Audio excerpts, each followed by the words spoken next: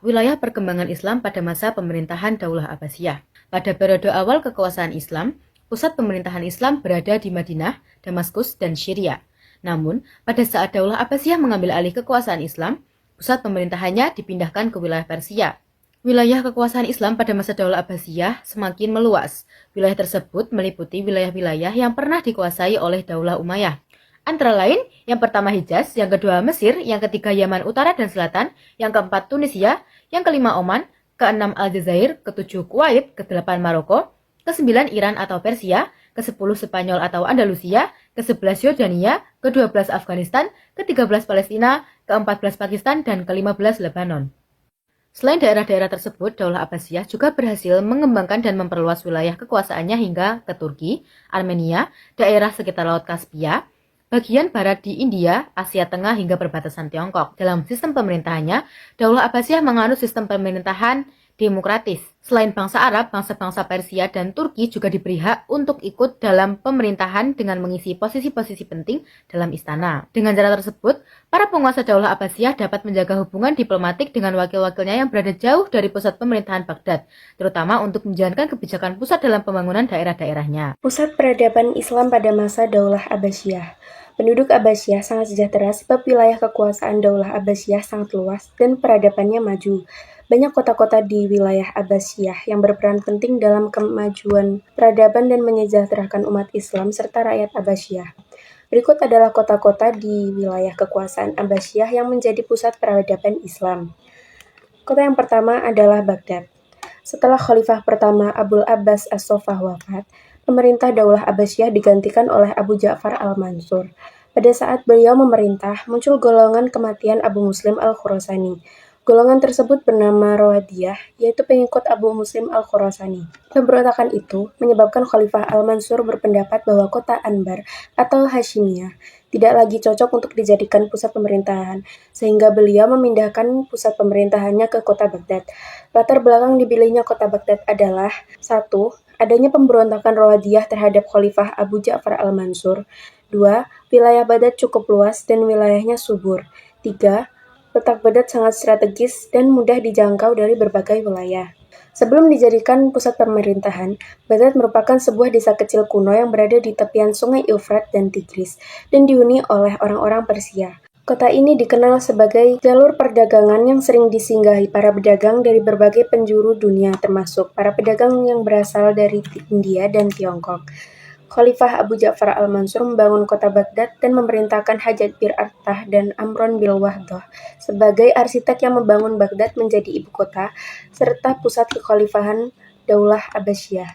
Kota Baghdad dibangun selama 4 tahun, mulai dari tahun 145 sampai 149 Hijriah atau 762 sampai 766 Masehi.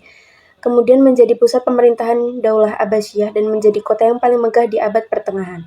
Kota Baghdad dikelilingi oleh dinding dan benteng yang berlapis disertai dengan beberapa pintu gerbang yang kokoh dan kuat, serta dilengkapi dengan menara pengawas. Di tengah kota dibangun istana dan masjid agung yang megah. Lalu di wilayah timur kota ini didirikan perkampungan untuk pasukan militer sebagai bentuk pertahanan ibu kota. Kota Baghdad menjadi kota yang sangat berkembang karena penduduknya yang kian bertambah. Pertambahan jumlah penduduk tersebut disebabkan oleh banyaknya para pedagang dari luar kota bahkan luar negeri yang bertujuan untuk berdagang dan mencari ilmu pengetahuan. Hal ini dikarenakan kota Baghdad terletak pada tempat yang strategis, yaitu di jalur perdagangan sepanjang sungai Tigris. Kota Baghdad memiliki persediaan air yang sangat banyak di wilayah iklim tandus. Persediaan air ini menjadi suplai yang lebih dari cukup untuk setiap rumah penduduk, dan hal ini sangat tidak umum ditemukan di kota manapun di era tersebut. Wilayah kota Baghdad yang sangat luas ini dibagi menjadi 3 distrik, yaitu Madinat al-Mansur atau kota bundar, Aswarqiyah atau Kar, dan Askar al-Mahdi atau kota sebelah barat. Selain dikenal sebagai pusat pemerintahan, kota Baghdad juga dikenal sebagai kota peradaban. Pada masa kegemilangannya, Baghdad merupakan kota termegah di dunia serta tercatat sebagai sebuah kota impian di dalam kisah 1001 malam. Yang kedua ada Samara. Di sebuah riwayat dikatakan bahwa asal nama Samara diangkat dari bahasa Arab yang berarti siapa yang melihat pasti senang. Kota ini terletak di timur Sungai Dajjah, sekitar 100 km dari Baghdad. Kota ini semula adalah sebuah desa kecil, lalu dibangun oleh Khalifah Harun ar-Rasyid untuk memakmurkan rakyatnya. Di antara bangunan-bangunan besar yang indah di kota Samara adalah Istana Khalifah Al-Mutawakkil yang diberi nama Istana Al-Arus, dan juga istana-istana Khalifah Al-Mukhtar dan Al-Walid. Dibangunlah kota Arsarkia atau yang disebut juga Korh untuk menjadi pusat-pusat perniagaan yang dipindahkan dari kota Baghdad, sehingga bisa dikatakan bahwa kota Korh adalah roda ekonomi Daulah Abbasiyah. Perniagaan yang dominan adalah perniagaan pakaian, senjata, bunga, minyak wangi, alat musik, dan juga tempat berkumpulnya para pengrajin, tukang besi, dan kayu. Yang keempat adalah Anbar atau Hashimiyah. Pada saat kota Daulah Abbasiyah berdiri, Khalifah pertama Abul Abbas As-Soffah memperbaiki kota Anbar dan mengganti namanya menjadi kota Hashimiyah. Kota ini disebut juga sebagai salah satu ibu kota Daulah Abbasiyah. Pada saat Al-Mansur menjadi khalifah kedua dan dia merasa tidak aman karena pernah mendapat ancaman dari lawan politik, oleh karena itu, Khalifah Al-Mansur merancang untuk mendirikan kota baru bernama Baghdad. Meskipun kota Daulah Abbasiyah dipindahkan ke Baghdad, tetap Hashimiyah menjadi salah satu pusat peradaban Islam Daulah Abbasiyah sampai sekarang. Yang kelima ada Bukhara dan Samarkand. Kota Bukhara dan Samarkand merupakan wilayah yang terletak di Asia Tengah sekaligus wilayah yang paling jauh dari pusat pemerintahan. Ketika penduduk asli wilayah tersebut telah masuk Islam, banyak dari warganya yang pergi ke pusat-pusat peradaban Islam seperti Mekah, Madinah, Mesir, Yerusalem, Damaskus, dan Baghdad untuk menuntut ilmu. Pada masa pemerintahan Daulah Abbasiyah, dua kota ini berkembang menjadi salah satu pusat ilmu pengetahuan. Kota ini melahirkan ulama-ulama besar, di antaranya adalah Imam Bukhari dan Imam As-Samarkandi. Yang keenam adalah Mesir. Sebelum Islam masuk, di wilayah Mesir sudah terdapat peradaban-peradaban kuno yang maju.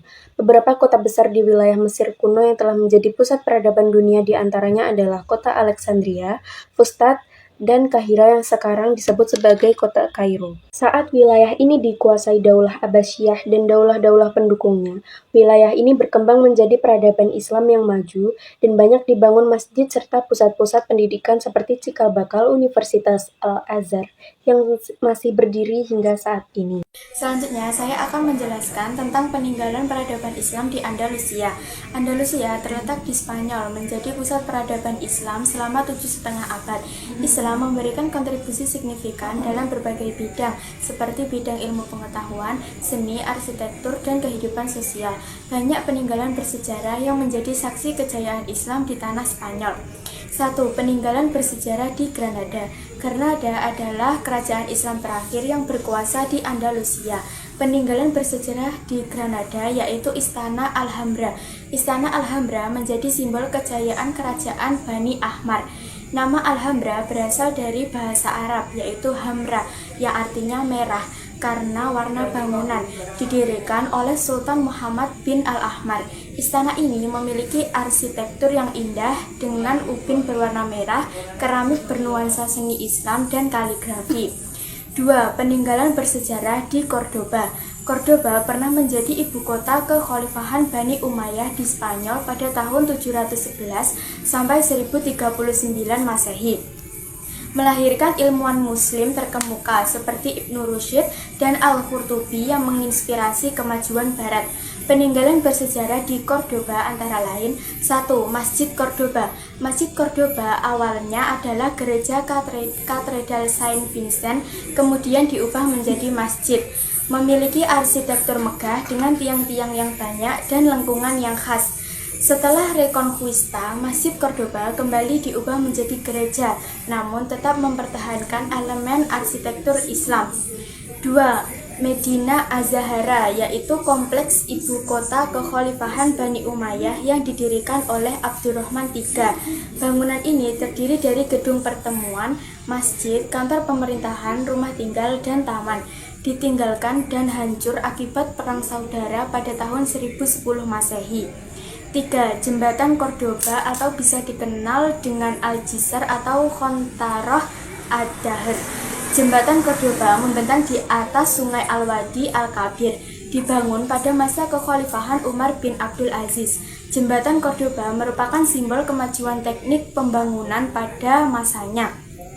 3. Peninggalan bersejarah di Sevilla, yaitu 1. Menara Giralda. Awalnya menara masjid yang didirikan pada abad ke-12 Masehi pada saat dinasti Muwahhidun, kini menjadi menara lonceng Katedral Sevilla dengan arsitektur Moris pada bagian dasarnya. 2. Alcazar Sevilla, yaitu istana kerajaan yang pembangunannya dimulai pada abad ke-11 Masehi pada saat dinasti Abbadid. Bangunannya menggabungkan gaya arsitektur Islam dan mudejar yang indah. Pada dinding ornamennya memuat skrip bahasa Arab, yaitu wala ghalib illa Allah, yang artinya tiada pemenang kecuali Allah. Ketika Sevilla jatuh ke tangan Ferdinand III, penguasa Kristen dari Kastilia yang menamakan Alcazar, yang berasal dari bahasa Arab yang berarti benteng. 3. Torre del Oro, atau disebut Menara Emas, adalah menara pengawas militer abad ke-13 Masehi di tepi sungai Guadalquivir, dibangun pada saat dinasti Muwahhidun. 4. Peninggalan bersejarah di Toledo. Toledo menjadi pusat budaya dan toleransi beragama setelah direbut Islam pada abad ke-8 Masehi. Peninggalan bersejarah di Toledo antara lain: 1. Mezquita del Cristo de la Luz, bekas masjid abad ke-10 Masehi yang diubah menjadi gereja, mempertahankan arsitektur aslinya. 2. Sinagoga Santa Maria ia Blanca. Sinagoga didirikan pada abad ke-12 Masehi dengan pengaruh gaya mudejar yang kuat. 3. Puerta de Bisagra Antigua, gerbang kota utama yang dibangun pada masa kekuasaan Moris. 5. Peninggalan bersejarah di Zaragoza, atau dikenal dengan Saragossa, pada abad ke-8 hingga ke-12 Masehi. Zaragoza penting di bawah kekuasaan Islam selama beberapa abad. Peninggalan bersejarah di Zaragoza yaitu Aljaferia. Aljaferia adalah istana abad ke-11 Masehi pada saat dinasti Bani Hud dengan arsitektur Islam Taifa yang indah. 6. Peninggalan bersejarah di Murcia. Murcia didirikan oleh Abdurrahman II pada tahun 831 Masehi. Bukti bahwa Islam pernah berkuasa di Murcia adalah monumen Abdurrahman II yang dibangun oleh orang-orang Murcia. 7. Peninggalan bersejarah di Malaga, antara lain: 1. La Casa del Rey Moro, yaitu bekas tempat tinggal Raja Mor di Ronda. 2. Alcazaba de Malaga, yaitu benteng atau dalam bahasa Arab Al-Qosbah yang dibangun pada abad ke-11 Masehi dan juga berfungsi sebagai tempat tinggal penguasa Muslim. Selanjutnya, saya akan menjelaskan tentang perkembangan ilmu agama Islam pada masa Daulah Abbasiyah. Perkembangan ilmu agama Islam pada masa Daulah Abbasiyah mengalami kemajuan yang sangat pesat dan menjadi tonggak penting dalam sejarah peradaban Islam. Yaitu yang pertama ada dukungan khalifah terhadap ilmu pengetahuan. Para khalifah Abbasiyah seperti Harun al-Rasyid dan Al-Ma'mun sangat mendukung perkembangan ilmu, termasuk ilmu agama. Mereka mendirikan lembaga-lembaga ilmiah seperti Bait al-Hikmah atau Rumah Kebijaksanaan di Baghdad yang menjadi pusat penerjemahan dan pengembangan ilmu. Yang kedua ada kodifikasi ilmu fikih. Ilmu fikih berkembang sangat pesat. Muncul madhab-madhab fikih seperti berikut. Ada madhab Hanafi, madhab Maliki, madhab Syafi'i, dan madhab Hambali. Yang ketiga ada perkembangan ilmu hadis. Ilmu hadis mengalami kodifikasi besar-besaran. Tokoh-tokoh seperti Imam Bukhari, penyusun Sahih Bukhari, Imam Muslim, penyusun Sahih Muslim, dan Imam Abu Dawud, Tirmidzi, Nasa'i, Ibnu Majah. Mereka menyusun kitab hadis yang menjadi referensi utama dalam Islam hingga kini. Yang keempat ada ilmu kalam dan teologi. Ilmu kalam berkembang sebagai upaya menjelaskan akidah Islam secara rasional. Muncul aliran seperti Mu'tazilah, Asy'ariyah, dan Maturidiyah. Yang kelima ada ilmu tasawuf. Ilmu tasawuf berkembang sebagai reaksi terhadap formalitas berlebihan dalam hukum. Tokoh-tokoh seperti Hasan al-Basri, Rabi'ah al-Adawiyah, dan al-Junaidi menjadi pelopor dalam penyebaran konsep spiritualitas Islam. Yang terakhir ada perkembangan tafsir Al-Quran.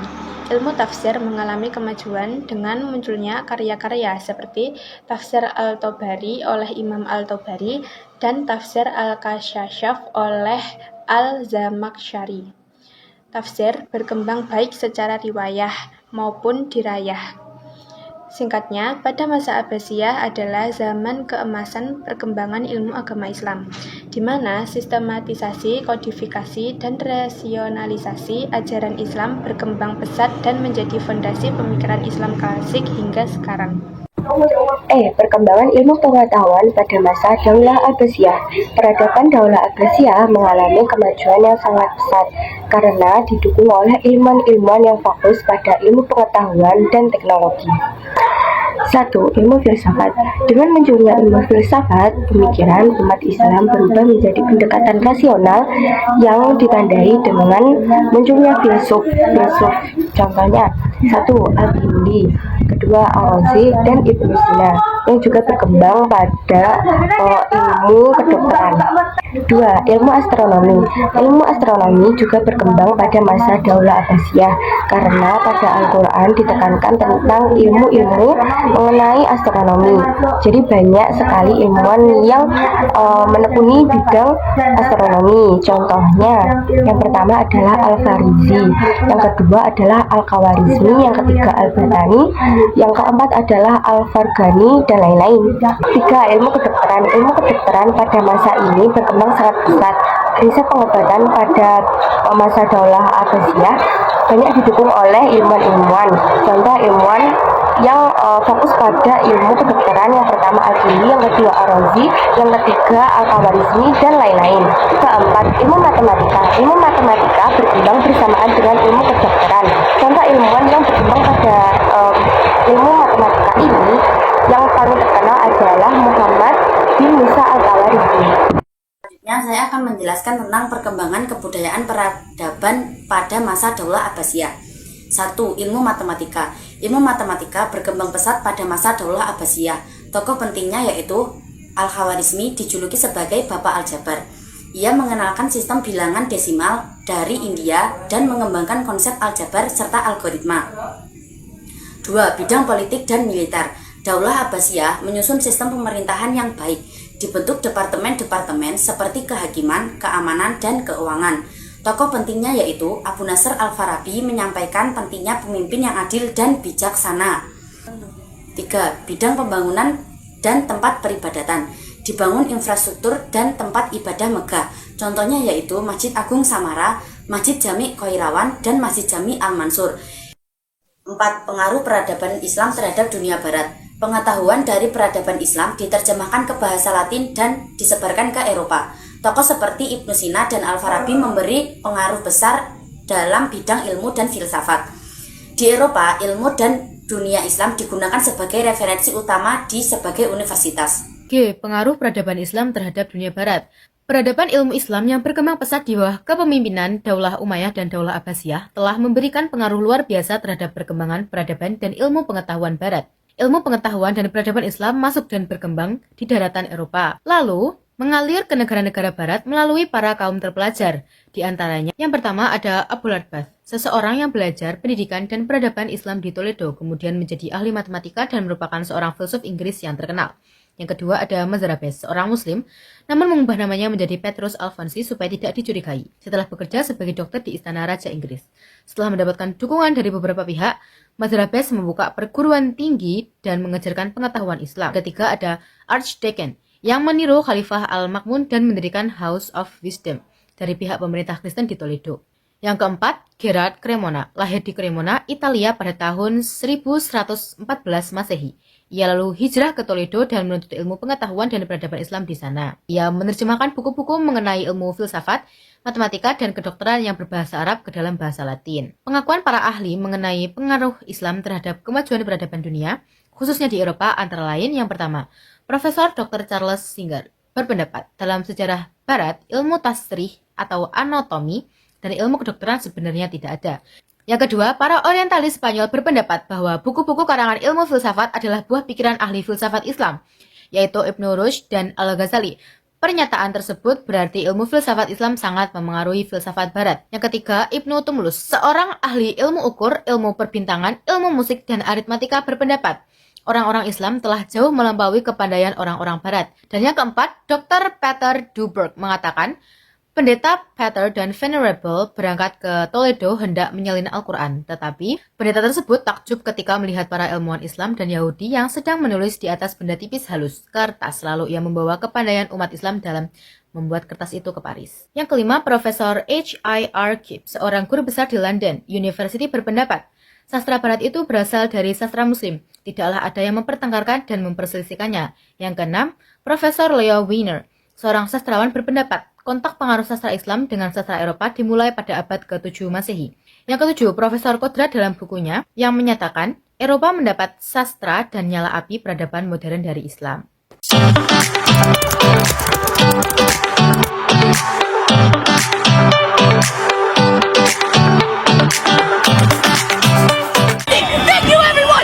you, Elmar!